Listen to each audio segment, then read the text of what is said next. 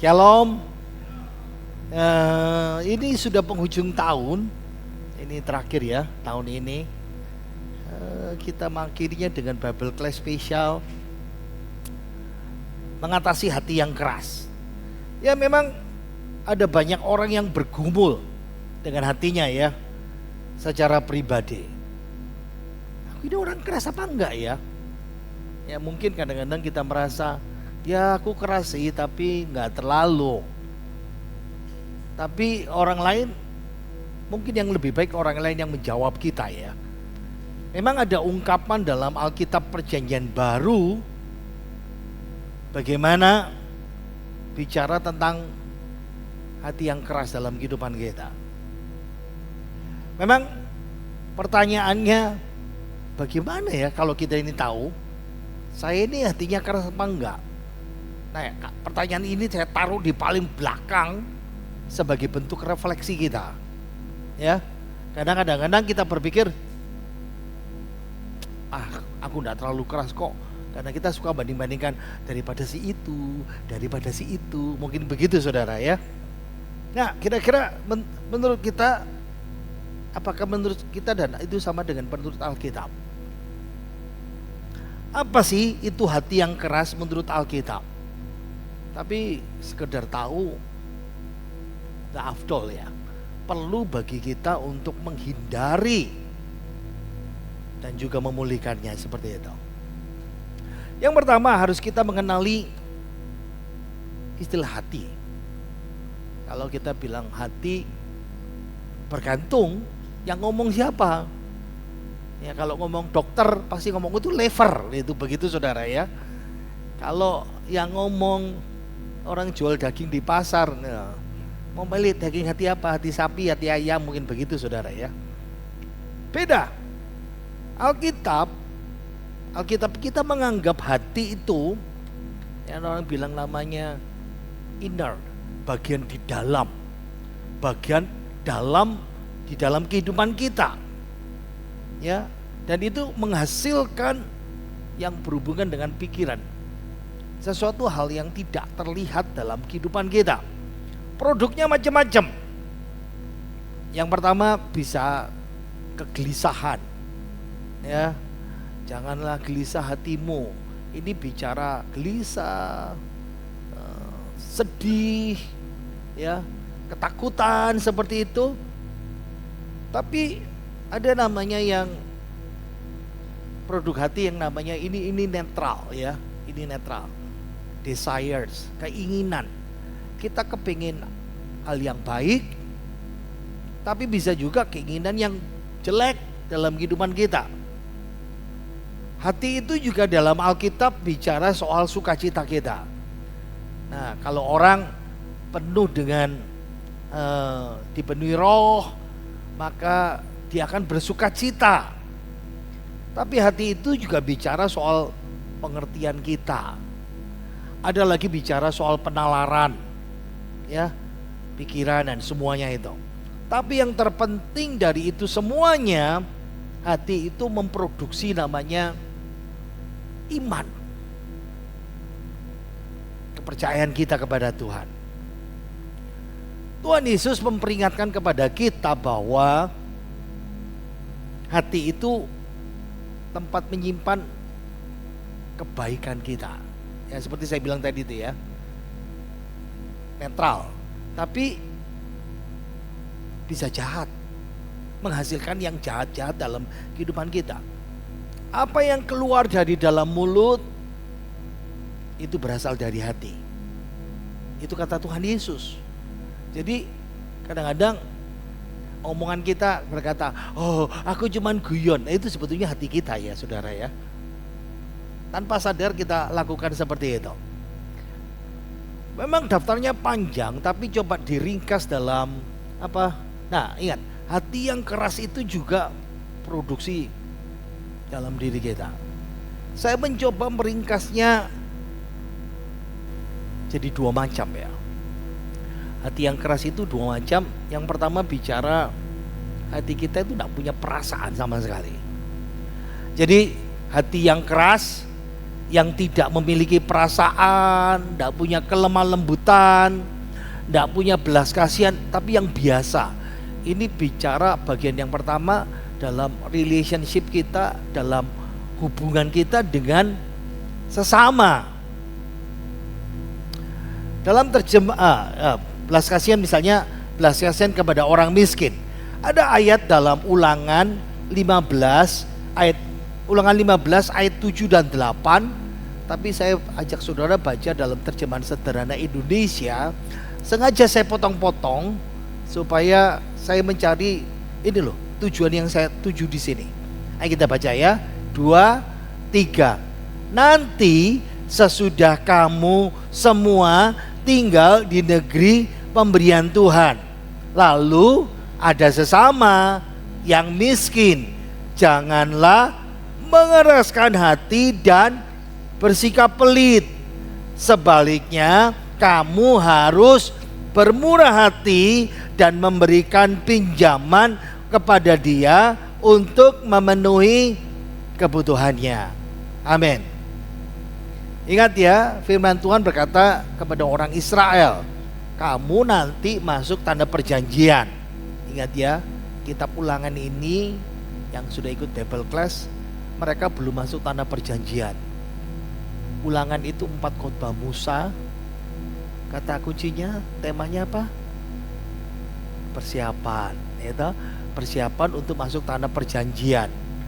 Dan di salah satu ayat diperingatkan kepada mereka bahwa kamu mau masuk, rumah tuh tidak usah bangun. Kamu punya ladang, punya kebun, punya padang yang luas. Itu semuanya dari Tuhan. Itu semuanya dari Tuhan. Nah, tapi ada suatu masa di mana tiba-tiba ada saudara kita yang kena musibah, jatuh miskin. Nah, Tuhan bilang, nah di sini bicara soal jangan hatimu tuh tidak punya perasaan. Jangan kamu mengeraskan hatimu. Bantu dia. Kamu harus bermurah hati. Kasih pinjaman. Ya.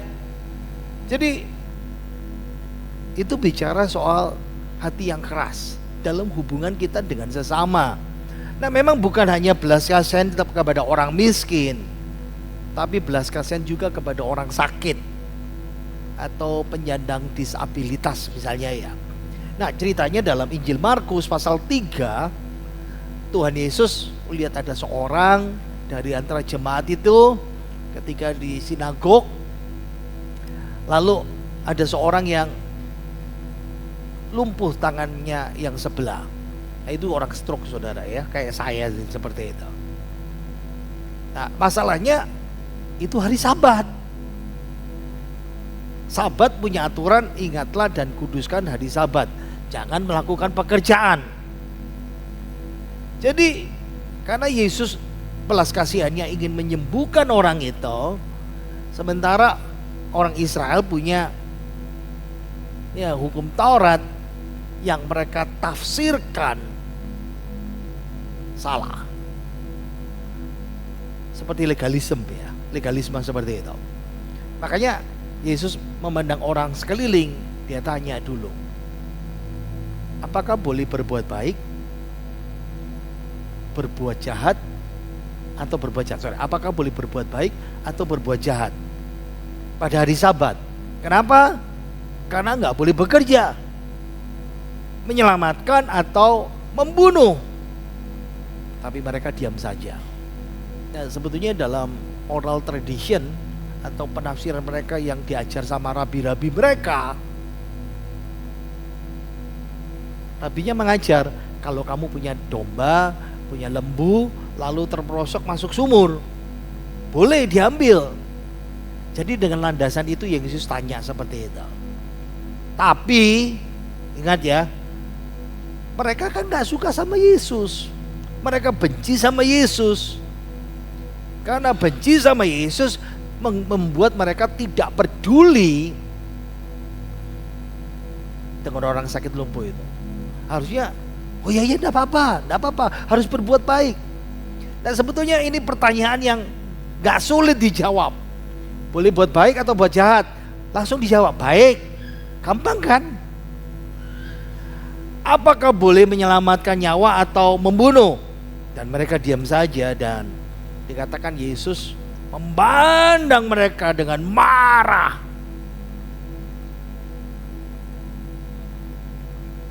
Karena mereka keras hati. Bawa keluar itu.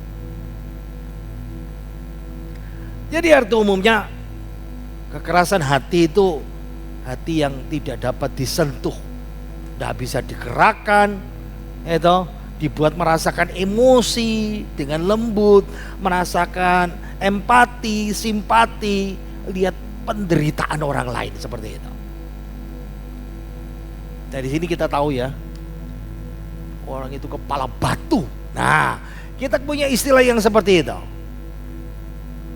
Kalau dalam Alkitab, ini namanya degil.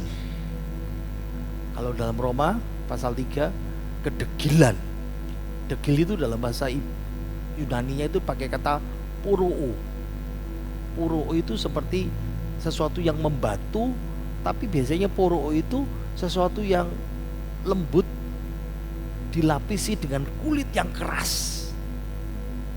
Nah itu puroo, seperti itu. Tuhan menciptakan hati kita itu baik, ya, tapi dosa membuatnya keras. Itu idenya di situ.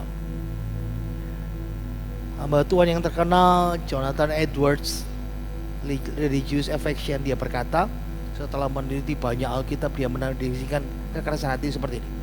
Hati yang keras adalah hati yang tidak terpengaruh, hati yang tidak mudah digerakkan oleh kasih sayang yang berbudi luhur. Ini seperti orang batu, tidak peka, bodoh, tidak bisa digerakkan sama sekali. Nah ini kelompok yang pertama, ya. Ini kelompok yang pertama, hati yang keras dalam hubungan dengan sesama. Nah, tapi kalau dalam hubungan dengan Tuhan, ini hati yang nggak mau bertobat. Ini mirip, ya. Kalau yang satu tadi itu hubungan dengan sesama, tapi ini hubungan dengan Tuhan, kurang respon sama Tuhan. Nah, ini tipenya hati yang keras, menolak untuk mendengar firman Tuhan. Sebetulnya mendengar dan melakukan, itu masalah kita semuanya, ya. Kita sedang dengar, wah khotbahnya enak itu, wah khotbahnya itu menyentuh, tapi pertanyaannya dilakukan apa enggak? Ya itu kelemahan saya, mungkin saudara berkata begitu. Itu masalah kita, ya.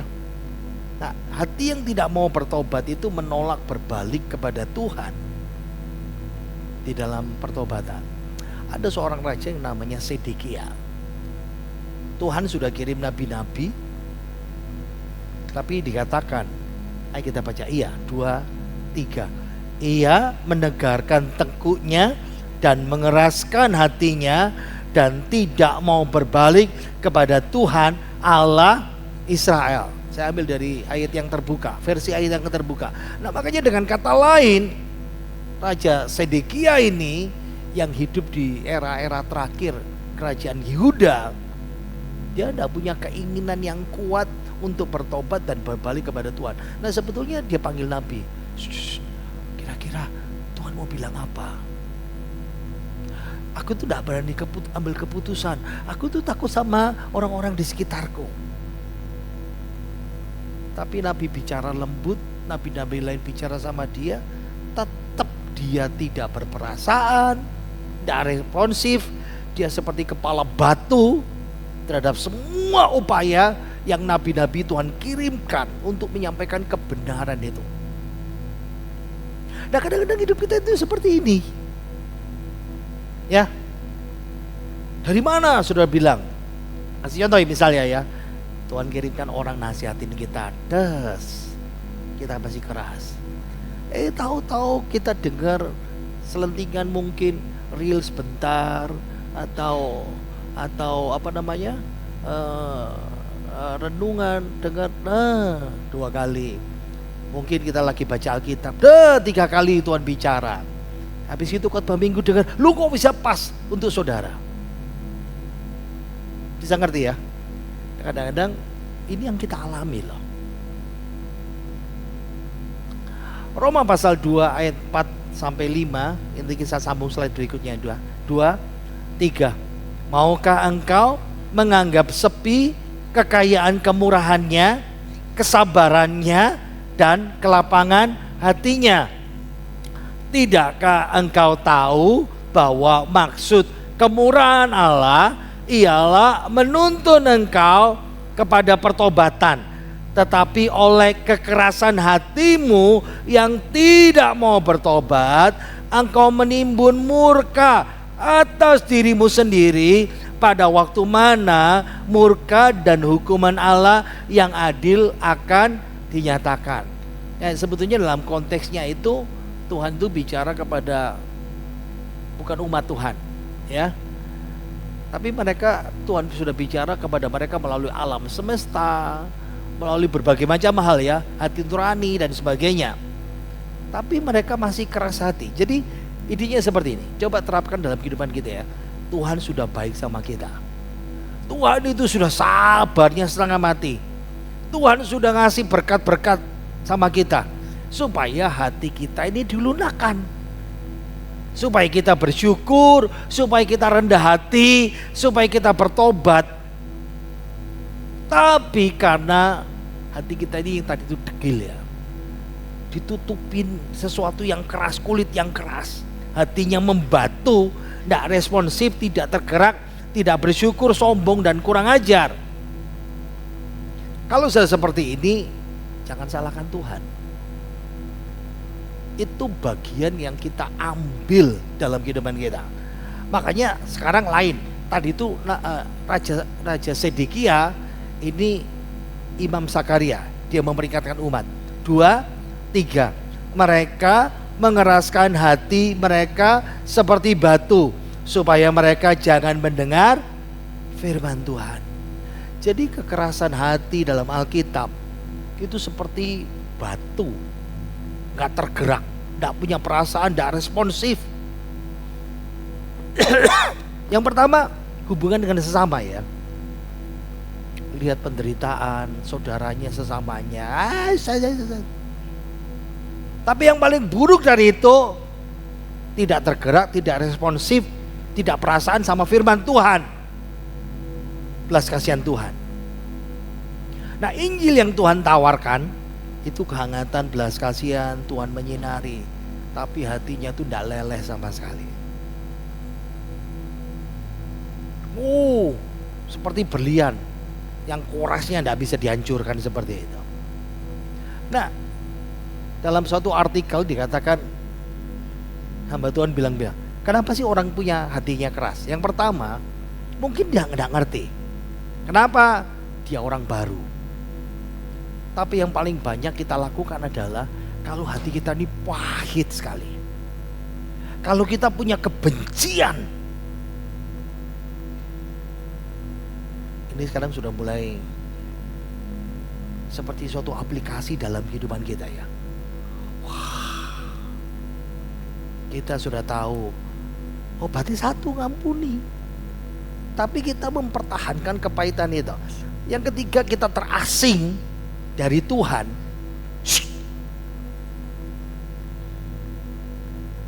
Dan sesama seperti itu. Nah, yang keempat, mulai penolakan untuk memaafkan. Diomongin, dinasihati, enggak. Yang kelima, kita mulai tidak peduli. Yang keenam, biasanya karena kita ingat ada kebanggaan. Yo iki aku, begini aku Kaisa, biarkan aku sendiri. Nathan adalah Nathan. Wah, itu mulai sombong itu saudara. Yang ketujuh, penolakan untuk melayani atau dilayani orang. Tak sebaiknya kita, ayo kita sama-sama, ayo kita berjuang sama. Kak, aku gak perlu. Nah, sekarang coba refleksikan 1 sampai ke 7 ini.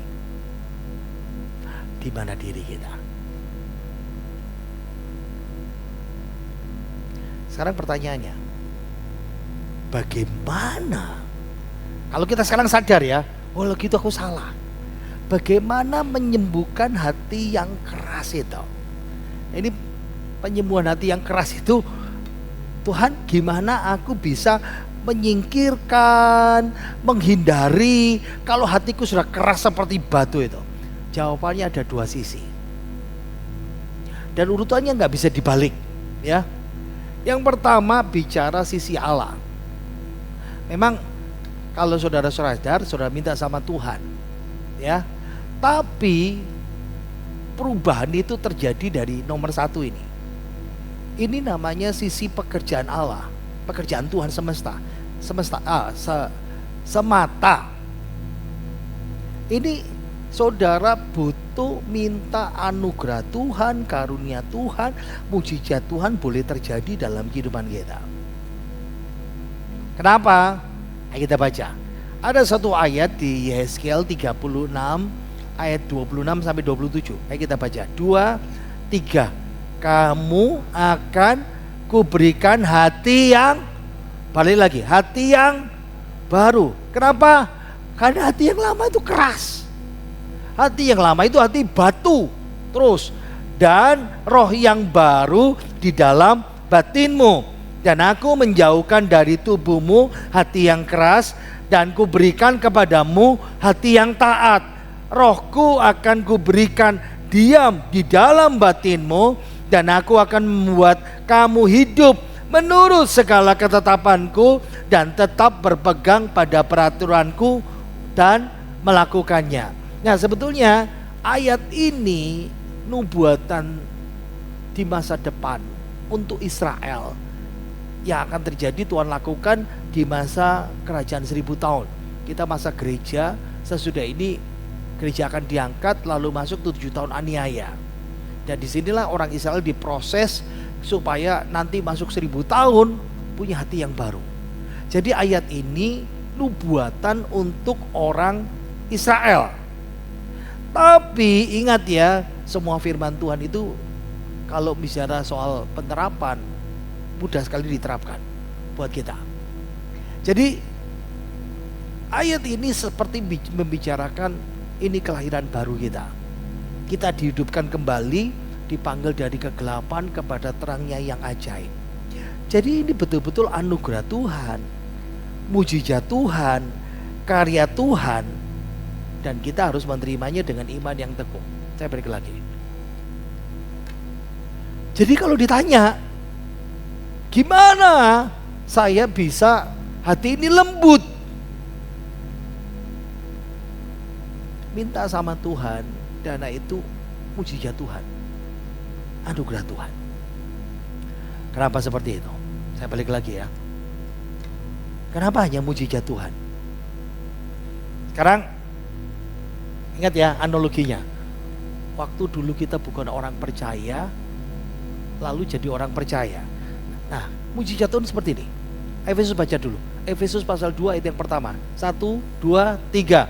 Kamu dahulu sudah mati karena pelanggaran-pelanggaran dan dosa-dosamu. Nah, jadi analoginya pertanyaan, gimana orang mati bisa percaya?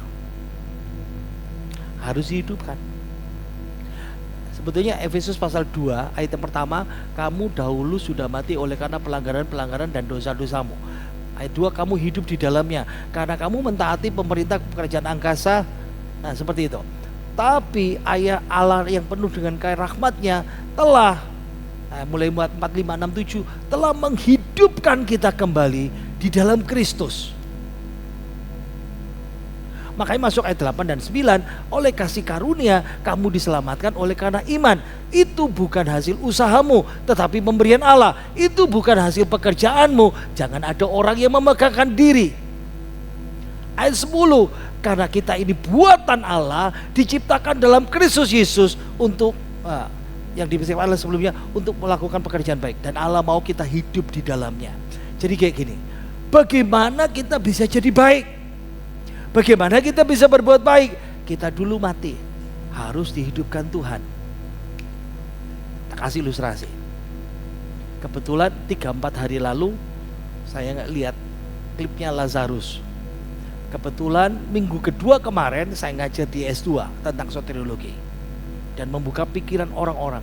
Bagaimana orang tidak percaya bisa percaya. Nah ini ilustrasinya seperti ini ya. Kalau kita orang Kristen, bagaimana kita bisa diubah sama Tuhan? Kita perlu dihidupkan Tuhan. Karena apa? Orang mati tidak bisa memilih. Bagaimana orang mati bisa pilih Tuhan? Bagaimana orang mati bisa percaya Tuhan? Roh kita ini mati, nggak bisa bereaksi sama kebenaran. Makanya kita perlu Yonatan hidup.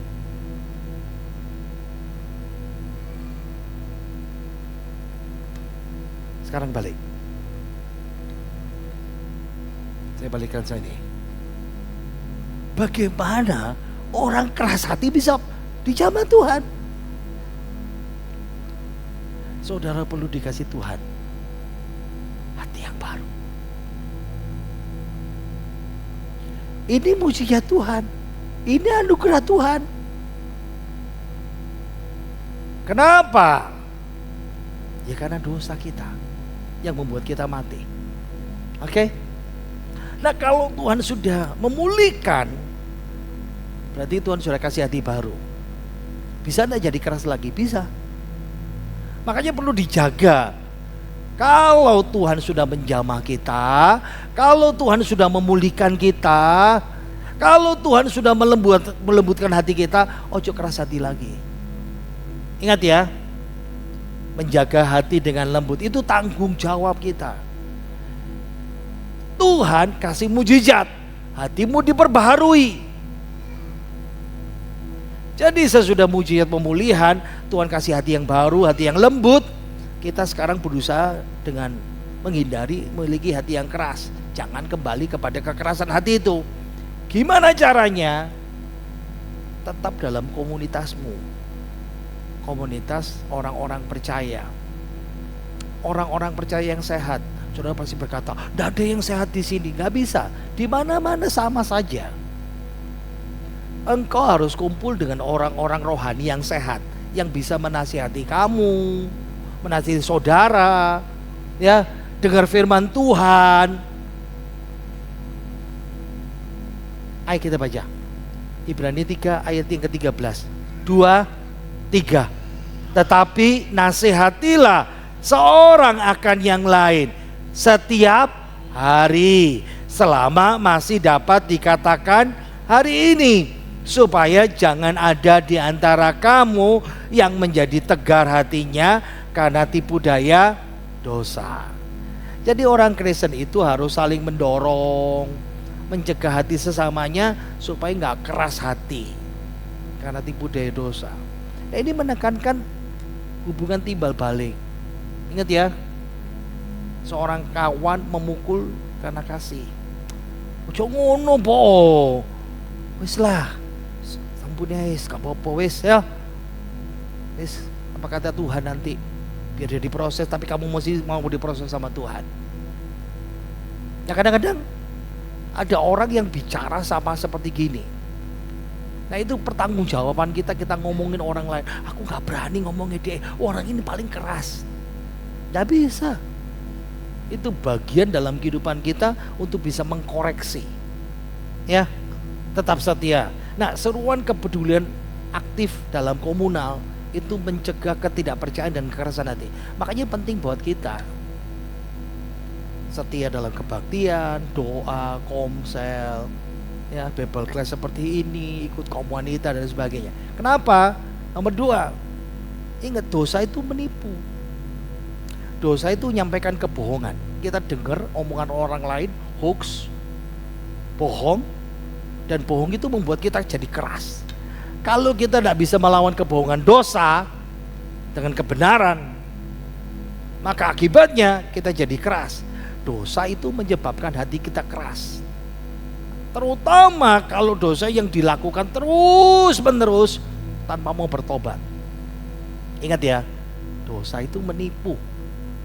Dosa itu mendustai. Percuma Tuhan bilang suruh ngampuni, aku tidak puas. Dan saudara tahu,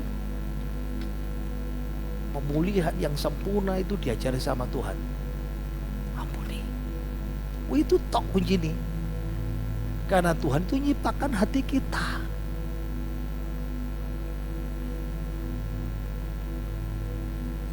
Iblis itu membawa pesan dosa ini.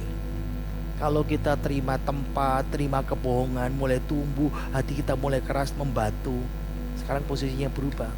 Bukan Tuhan Yesus sumber kepuasan kita, tapi kebencian, ya, kepahitan itu sumber kepuasan kita. Yang ketiga, kita jaga mesti sama dengan firman Tuhan. Jasmani dikasih makanan jasmani, rohani mesti dikasih makanan rohani. Mazmur 119 ayat 9 sampai 11. 2, 3. Dengan apakah seorang muda mempertahankan kelakuannya bersih? Dengan menjaganya sesuai dengan firman-Mu. Dengan segenap hati aku mencari Engkau. Jangan biarkan aku menyimpang dari perintah-perintah-Mu. Dalam hatiku aku menyimpan janji-Mu, supaya aku jangan berdosa kepadamu. Terhadap Engkau, Ingat ya, Alkitab itu pedoman hidup kita. Karena itu firman Tuhan yang diilhami Allah, berguna untuk mengajar, menegus, memperbaiki dan melatih kita dalam kebenaran itu. Jadi jadikan firman Tuhan itu makanan rohani kita tiap hari. Lihat ya, sakit makan terus sampai kita dipulihkan, sampai kita sehat. Jadi kalau kita mau menjalani hidup yang sesuai yang dikehendaki Tuhan, baca firman, pelajari, taati firman. Tidak hanya menjaga hati tetap lembut, murni. Jangan lupa ya, ada berkat yang kedua Tuhan kasih. Kamu taat melakukan firman Tuhan ini, kamu akan diberkati. Renungkanlah firman ini siang dan malam, maka kamu akan dibuatnya menjadi giat dan berhasil.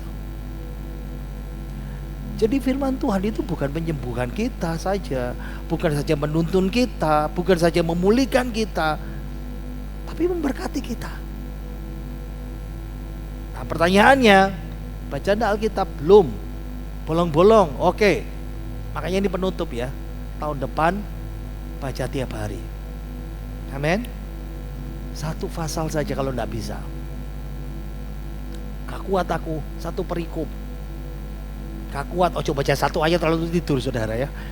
Itu bisa-bisa sampai saudara meninggal, saudara. Alkitab itu gak selesai-selesai itu bacanya, seperti itu. Oke, saya tutup. Apa penerapan buat kita? Ada seorang hamba Tuhan namanya Chuck Lawless. Dia dekan, wakil presiden studi pasca sarjana ya, di seminari Southeastern Wake Forest di Carolina Utara. Dia coba menerapkan ini dalam pelayanan. Kadang-kadang ketika kita hidup di dalam Tuhan, kita kan maju, lalu makin melayani lagi. Tapi kadang-kadang kita mengabaikan ketika kita melayani Tuhan, tiba-tiba hati kita berubah. Nah 12 tanda dia berkata begini ya, dia ahlinya di situ, bahwa hatimu telah mengeras dalam pelayanan. Yang pertama, kita mulai tidak senang di gereja itu, tidak senang kumpul sama yang lain. Kita menghabiskan waktu yang lebih sedikit dengan anggota gereja. Lalu kita mulai cari-cari, itu tuh gak benar itu, komisi itu tidak salah itu si mimpin itu salah itu. Kita mulai cari sisi-sisi negatif. Kita mulai tidak bisa percaya kepada orang.